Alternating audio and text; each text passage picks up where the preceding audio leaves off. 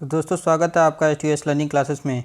दोस्तों कोई बकवास नहीं, कोई बात नहीं, सीधे देखिए ये ऑफिशियल साइट्स पे जो गाइडलाइन रिलीज हुई है और फीस का जो स्ट्रक्चर रिलीज हुआ उसके बारे में हम बात कर रहे हैं। देखिए यहाँ ऑफिशियल साइट्स से आप देखिए कितना फ़ीस लगेगा। ये देखिए ये ऑफिशियल 2021-23 B.Ed के लिए ये सारी गाइडलाइंस है। देखिए इसमें कितना फ़ीस बताया गया है, यही सही है, यही सत्य है।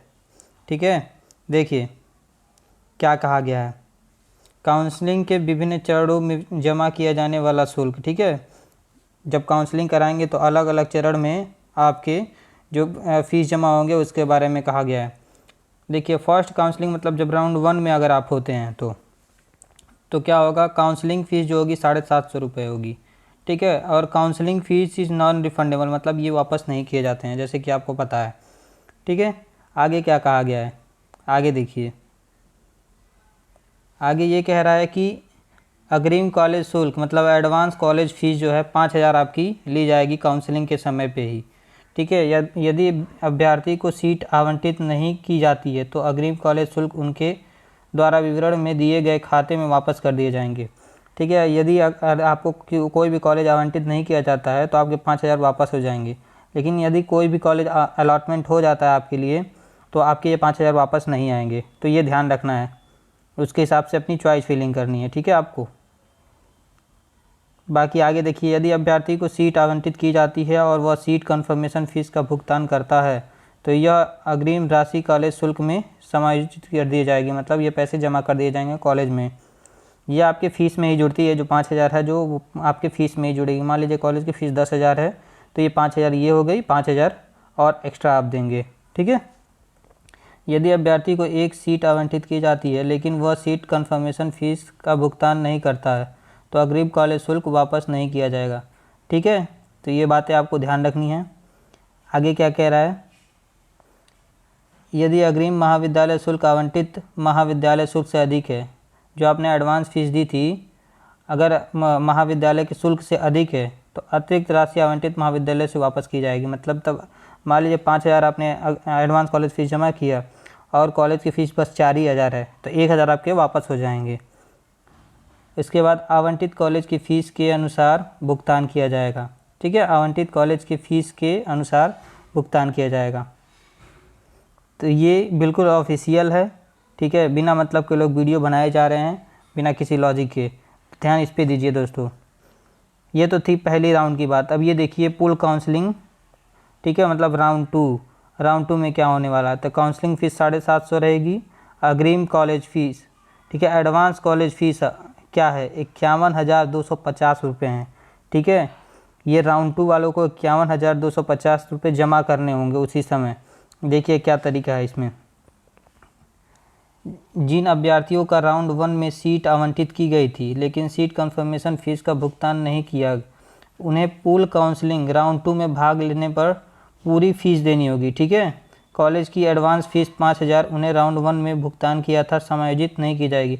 तो दोस्तों देखिएगा, जो 5000 आपने पहले राउंड में दिया तो उसे वापस नहीं की जाएगी। क्या कह रहा है, जिन अभ्यर्थियों को राउंड 1 में सीट आवंटित की गई थी, अगर आपको राउंड 1 में सीट मिल गया था, मतलब अलॉट हो गई थी कोई कॉलेज, लेकिन सीट कन्फर्मेशन फ़ीस भुगतान नहीं किया। ठीक है, अगर आपने सीट का कन्फर्मेशन फ़ीस आपने पूरा भुगतान नहीं किया जितना मतलब ज़रूरत था कॉलेज वॉलेज मिलाकर, तो उन्हें पूल काउंसलिंग में भाग लेने पर पूरी फ़ीस, अगर आप दूसरे राउंड में आप भाग लेते हैं तो पूरी फ़ीस आपको जमा करनी होगी। वो जो 5000 जमा किया था वो गायब हो जाएगा, वो काउंट नहीं होगा और वापस भी नहीं किया जाएगा। यदि अभ्यर्थी को सीट आवंटित नहीं होती है तो कॉलेज की अग्रिम फ़ीस उनके द्वारा विवरण दिए गए खाते में वापस की जाएगी। अगर आपको दूसरे राउंड में भी कोई कॉलेज नहीं मिलता है तब आपकी 5000 फीस वापस कर दी जाएगी। ठीक है, आगे देखिए। आगे कह रहा है कि यदि अभ्यर्थी को कॉलेज आवंटित किया जाता है तो यह राशि वापस नहीं की जाएगी। अगर आपको कॉलेज मिल जाता है तो ये पैसे वापस नहीं किए जाएंगे, जैसे कि मैंने बताया। आगे देखिए, डायरेक्ट एडमिशन का क्या है, जो राउंड 3 में होगा। काउंसलिंग फ़ीस 750 होगी। काउंसलिंग शुल्क नॉन रिफंडेबल है, ये नॉन रिफंडेबल है, जैसे कि पहले राउंड दूसरे राउंड में भी है। एडमिशन फ़ीस, सीधे प्रवेश प्रक्रिया में प्रवेश शुल्क का भुगतान कॉलेज में करना होगा। ये डायरेक्ट आप जाके कॉलेज में अपनी फ़ीस पेड करेंगे जितना वो मांगेंगे। ठीक है, वो अपने हिसाब से चलते हैं डायरेक्ट एडमिशन में। उसके बाद देखिए, direct admission on minority seat, जो माइनॉरिटी सीट्स हैं उन पे डायरेक्ट एडमिशन होता है तो क्या होगा। काउंसलिंग फ़ीस 750 जो कि नॉन रिफंडेबल है। उसके बाद एडमिशन फ़ीस सीधे प्रवेश प्रक्रिया में प्रवेश शुल्क का भुगतान कॉलेज में किया जाएगा। इसको भी आपको जितना भी पैसे होंगे वो सारे आप काउंसलिंग कॉलेज में ही करेंगे, ठीक है। Separate counselling fees has to paid for each round of counselling, ठीक है। काउंसलिंग फ़ीस मतलब अगर हर एक राउंड में आप मान लीजिए पहले राउंड में भी काउंसलिंग कराते हैं, दूसरे में भी काउंसलिंग कराते हैं, तो पहले में 750 लगा, दूसरे में 750, तीसरे में भी 750। तो एक अपना अंदाज़ा बना के चलिएगा किस में आपको काउंसलिंग कराना है, कौन से राउंड में, ठीक है, किस में आपका हो जाएगा, क्योंकि ये हर एक राउंड में अलग अलग काउंसलिंग फ़ीस लगेगी, ठीक है। 750 आपके लगेंगे। तो ये थी फ़ीस स्ट्रक्चर जो होने वाली है प्राइवेट कॉलेज के, जैसे कि मैंने बताया 51,250।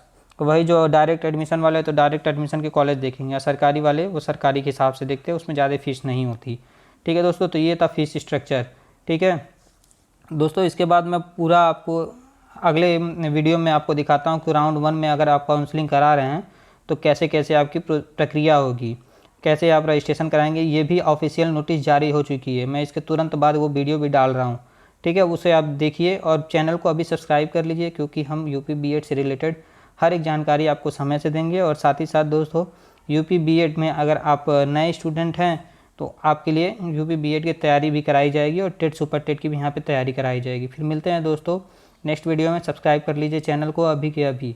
Thank you.